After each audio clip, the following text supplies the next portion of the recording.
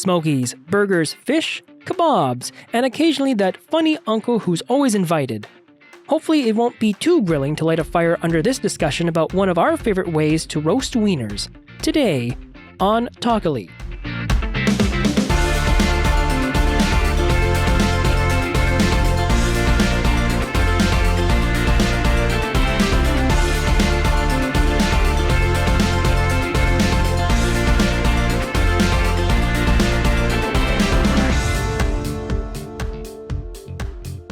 Hello everyone, this is AWC. Today I'm here with Sid. Hello. Christian. Hey. And Laura. Hi, everyone. And today we're talking about barbecues. What we love about barbecues ourselves, what we love about them in general, what we dislike, what we hate, funny families that will show up to barbecues, and just barbecues in general. So I love barbecuing. I didn't used to. I thought it was kind of a pain. But ever since I got my own house, my parents gave me a barbecue and it was basically demanded of me if I just try it again. I did, and I love barbecuing now, especially in the summertime. You know what I mean? Like, and I still have the barbecue. It's winter right now, and if you're seeing this in summer, it's because we recorded during the winter. Wait, the thing's not coming out till the summer. The magic of recording in the past for the future. Yeah, it's winter. I still have my barbecue out because I want to barbecue at some point. See, what about you guys? Do you guys like barbecuing? What do you love the most? I love it. It's great. It reminds me of the warmer. When it's what is it? November now. Yeah. So I'm dating myself already, or this podcast rather. Sorry. It as soon as like spring hits and it's just warm enough, I'm whipping out that barbecue grill and I'm like, okay, let's fire this up and we could cook burgers, steaks, or hot dogs, whatever. And it's great. Like it's great. Yeah, Christian. My first thing I want to say is I want to express my disappointment that there's not any barbecue currently being provided to us. Yeah, my understanding, my expectation was that I was coming here to be given delicious barbecued sausage. Maybe some steak. I'm mailing it out to you with your check. Oh, good. Okay. No, I'm satisfied. I'm satisfied. I trust you. Wait till next summer when this comes out. Exactly. That's when the barbecue. Yeah. I've timed it specifically so that when you watch the episode, when the episode releases, that's when you get your barbecue. Oh yeah, when you show it to us for the first time, you'll give me barbecue then. But I made it last week, so and I don't have a fridge for it. You can pickle it maybe. Or freeze dry it, like what the astronauts do up there. Yeah, that's a good idea. Yeah. Now, Laura, you're a vegetarian, and I thought, hey, what if I get a vegetarian's perspective on barbecuing? And apparently, you love barbecue. I love to barbecue. There's a flavor that you can achieve with barbecue that you just cannot get in any other cooking form, other than maybe like a campfire, which it's just kind of more like wild barbecuing at that point. I like campfires are wild barbecue. Oh yes, they totally are. I just had some wild barbecue. Oh yeah. That smoked hickory and that maple. Hot dogs, they just taste. When they come off a barbecue, boiling them, nothing. Nothing compared to barbecued Smokies. Oh, of course. The best is when you just put them in the fire over a campfire, and then you really get them nice and burnt, and then you take them out. But I like my barbecue like charred. Yeah. I do my veggie dogs. If barbecue season has finished and I am not willing to try and chisel the ice to get into the garage to rescue my barbecue, it's all about the pan fry for me. And you do it with fried onions, and I quite like fried sauerkraut. And you get a nice caramelization that way. Oh yeah, you gotta fry the bun. Fry the bun too. I toast the bun versus fry the bun, but yeah, the same. I toast the bun on the barbecue, but when I'm not using the barbecue, I'll just fry it on there. Sorry. I got distracted, Alvin, by how hungry I was, not having any barbecue in front of me. I think we all did. I think any mistakes I make throughout this recording are fully justified and can be blamed directly on Alvin's failure to provide us with delicious barbecued food. I should have said it express. I'm sorry. I didn't prime it. I should have primed it to you. Hey, we all have our priorities, and clearly my, hunger levels are not we'll pause the priority podcast for you. right now. I'm gonna go cook Christian some barbecue. We'll be back in 5. 5. No, it's gonna be at least an hour because An setting hour. up the barbecue is something completely else, right? I mean, True. When I first started doing it, I thought it was such a chore, and now it's like anticipation. Mhm. You know what I mean? Like you clean it off. You prep where you're going to put your coals or propane. I don't cook with propane. I don't know about you guys. I don't cook with propane.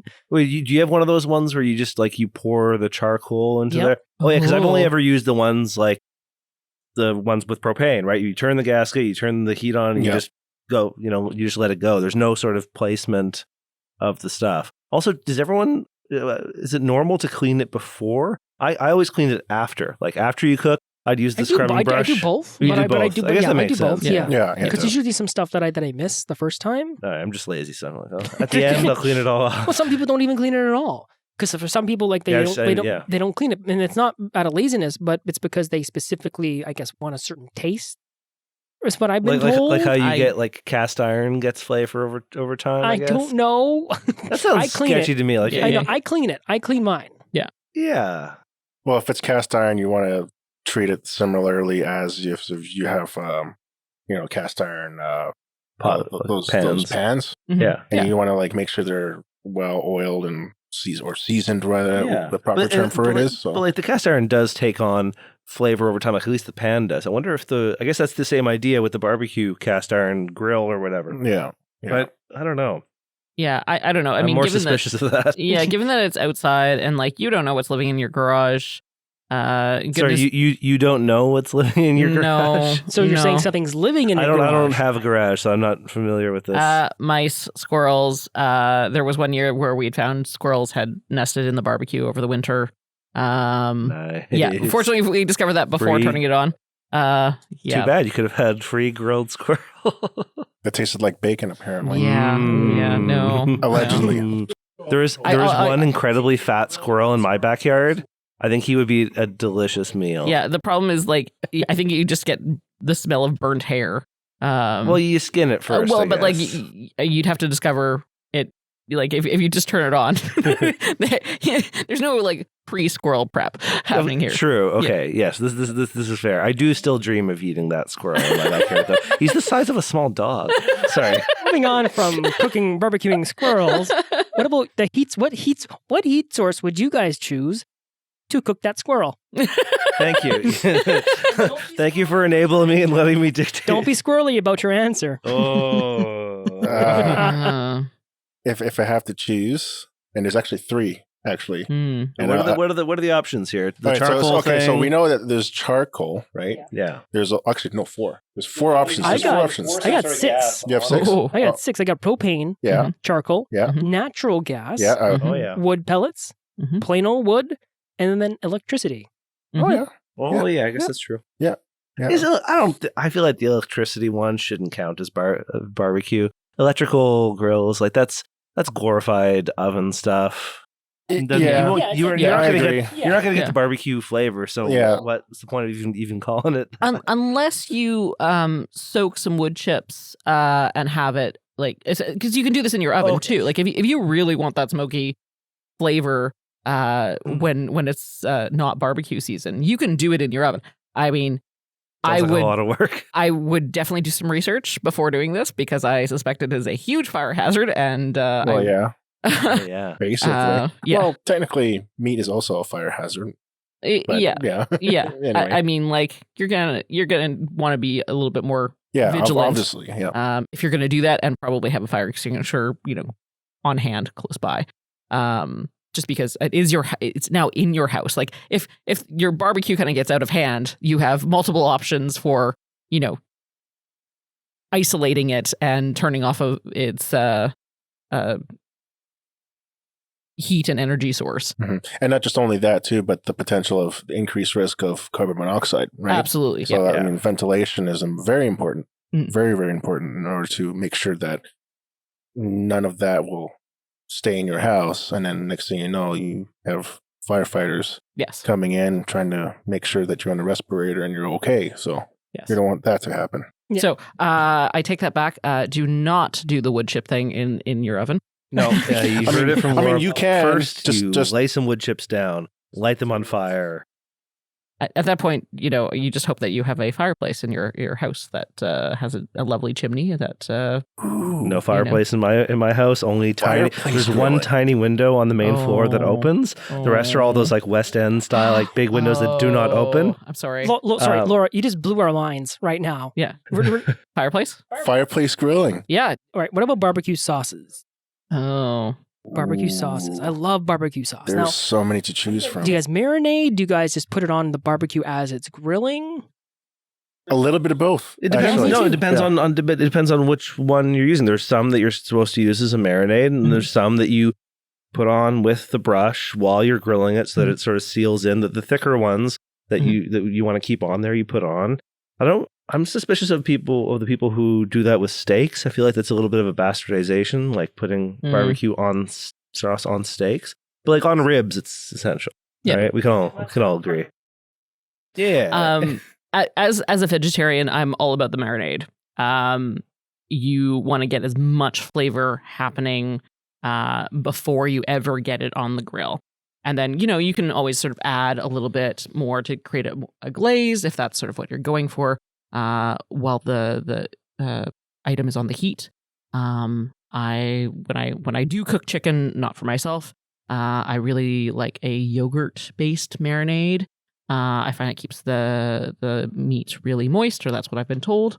I never even considered that, actually. Yeah, I did not know that marinades with yogurt existed. That's absolutely great. The Greek garlic chicken that I served at my 30th Alvin several years ago. That was done with a yogurt based marinade. Yet another wonderful supper that I was not invited to. Sorry. You could have sent a carrier pigeon to Ontario. Yeah. With the advances of technology now, Laura, I'm sorry. there are so many ways you could have invited him over to your barbecue. Yeah, you could have just shipped a refrigerated box. Food to ship cross country. Yeah, you rent out one small train car and you have plenty of room for refrigerated food, Laura. It's true. It's true. Okay. You know what's another good marinade? And I think, Alvin, you might know this. 7-Up. Oh, yes. I've heard of this. I've heard of this. Mom tried that or showed me that. I'm like, the heck are you? What? 7? What? Yeah. Why don't you just get Sprite, Mom? Oh, no, it can't be. It can't be Sprite. It has to be 7-Up. So it's 7-Up. So what I'm referring to is that, when we're in Filipino culture, part of the ingredient to marinate, meats when you're especially pork, when you're barbecuing, is that you add 7-Up into it. Now, I'm not exactly sure or clear about why it's added there, but apparently it kind of makes the meat a little bit more tender or something like that. I'm not sure. Like the carbonation or acid in it. Well, no, it doesn't have to be carbonated either. It could be like a little bit of it less. must just be the acid then, or is there lemon in? It's citric acid, basically. Yeah, citric acid would you can marinate stuff in that. Yeah, and that's part of the other part of the whole marinade process. But then once it's all cooking in a barbecue and whatnot, it comes out beautifully. So does the sugar crust over? Like, does it create kind of like a... So it kind of caramelizes the whole thing and kind of like, adds that texture, right? As part of the whole process, really. So yeah, it comes out really great. What do you guys love grilling the most? See, for me, it's hot dogs. Hot dogs and hamburgers. For me, it's burgers, if I have to choose. Yeah. For me, if we're talking about like normal, like not too fancy stuff, hot dogs, or no, Smokies. Smokies, yeah. Oh, yeah, Smokies too. A proper Smoky is ideal for like normal times. If like you're actually getting something fancier, I feel like just ribs can't be beat in terms of ribs. What you can do with it. I haven't had the courage yet. Even chicken too. I didn't bring it up yet, but chicken breasts or like maybe even a whole roast chicken. Even Kabobs. Fish, like salmon I have or not tuna. Roasted fish, but we've done it a couple times at the cabin. Like someone's done salmon or whatever, right? Yeah, especially smoked one. So good, that's very good. Yeah. If you do a maple soy marinade before it goes on the grill, it does really wonderful things. I feel really bad for not providing barbecue. This is tough, Calvin. I know. I'm sorry.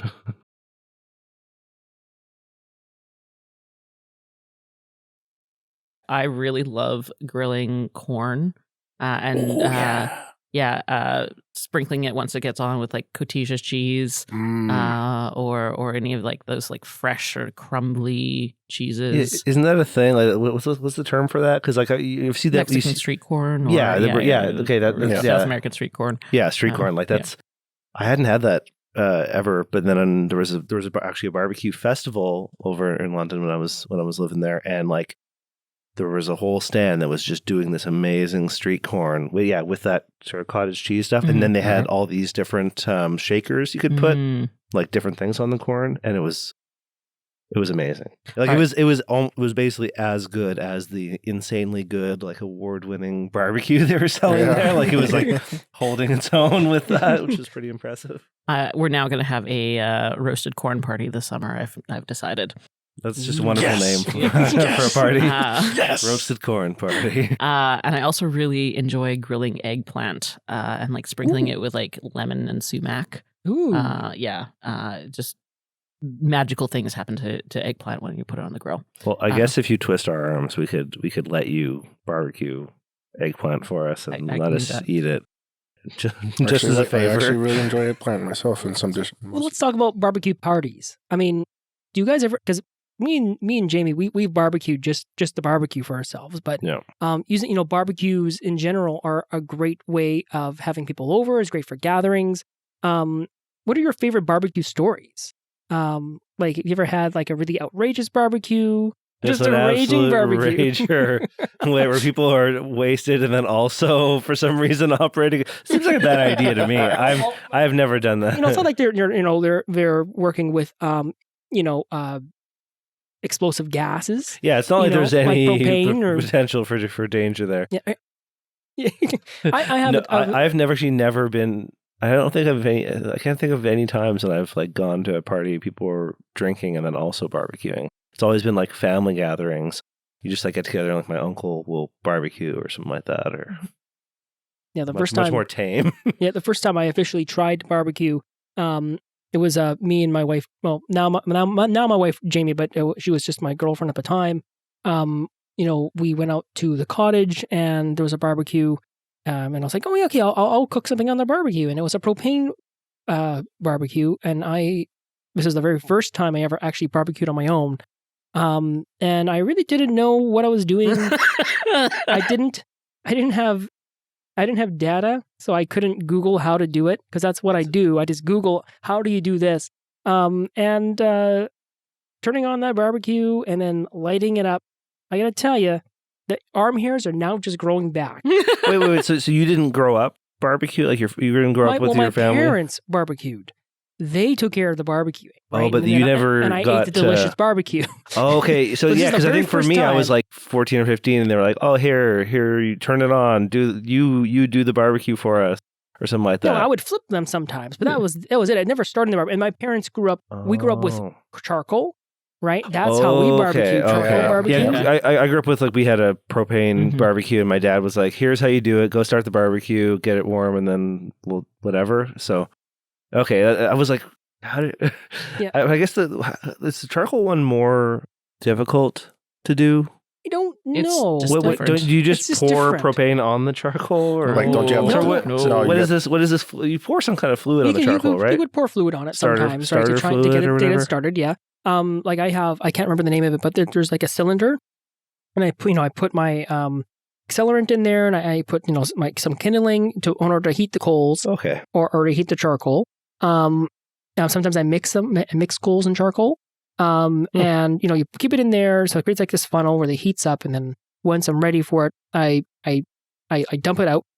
And I make a fire to like one side, right? And then I kind of grill on the other side. And then that way I have the ability to manipulate how much heat is distributed to whatever I'm cooking, right? Because if I'm cooking two different things, I may want something to cook faster than something else, or something needs more heat than something else, right? I want to slow cook something over to the further away from the flame or closer to.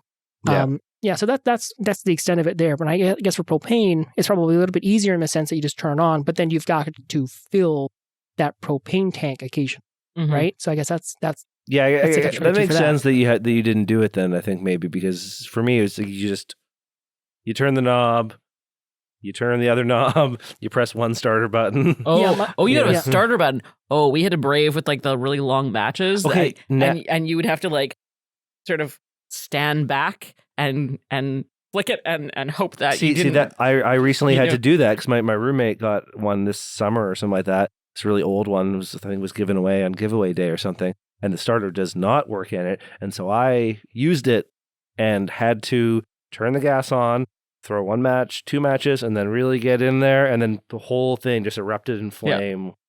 Well, that's why you just kind of, if you can, just throw that match in there and go, poof. Yeah. Let's make sure you leave the... Well, the match, like, maybe it was just windy that day, but I felt like the match was just going out. I was kind of half joking, but yeah, we just kind of have to make sure that that lid is turned on so that, or not turned on, opened up so that you don't have suddenly, like if you do light it up, and then next thing you know, you literally blew the lid open. You know? Yeah, no, I had the lid open, but I think what I ended up doing was I lit a piece of cardboard on fire, like a longer piece of cardboard, and I tried to sort of like shove it through the cracks towards the propane. I just like moved it around for 2 minutes. There's that little hole in the side on most barbecues. Which is what I probably should have used. Yeah, you know those occur long, to me at the time. Yeah, those long butane lighters, the long arm thing, whatever. Yeah, you just kind of sneak it in there and just go click. And that, see, I'm learning. Yeah. This is a podcast about me learning very simple things that I should have known. And my family goes through like 10 of those a year. So yeah, those butane lighters are amazing. They're so much better than those like long matches that you're like watching the flame slowly creep towards your fingers. They're essential to any grilling, really. It doesn't matter if it's propane or charcoal or natural gas even, you know, it's great. Yeah, what about some personal barbecue stories? What favorite barbecue you've ever been to? Ooh. Well, I feel like this is not... I was certainly there, but I don't remember the actual barbecue, but my favorite family photo from when my brother and I were growing up is my father barbecuing on this like ancient barbecue. And he's got my brother strapped to his back in like one of those baby backpacks. Mm-hmm. And it's just this beautiful sort of father-son bonding moment over the flames of doom. Yeah, you the traditional barbecue thing where you dangle your infant over the flames to remind him of, you know, the dangers of life that lie ahead for him. That social ritual in Canada that we all know and remember and love. Remember, son, if you ever disappoint me or make me mad or don't eat your vegetables or don't do your homework, the flame is just close by. Flame always is waiting for you. The flame beckons. Yeah. Flame is a metaphor for toxic masculinity, right? Yeah, I think so. Flame on. What about you guys? I honestly just remember the food, nothing else. Barbecues are supposed to be social, but like, I generally try to avoid socializing and maximize the eating of barbecue. Well, we've had so many over the years when I was growing up, and it's hard to pick just one. You know, like all I remember is either going to the park or to the beach, and there's always someone in our family, like usually my dad or my uncle, will be firing up the grill, and we'll just basically have a good time. You know? Yeah. So you see, your father never dangled you over the barbecue? Absolutely not. Okay. I mean, yeah, like he wouldn't.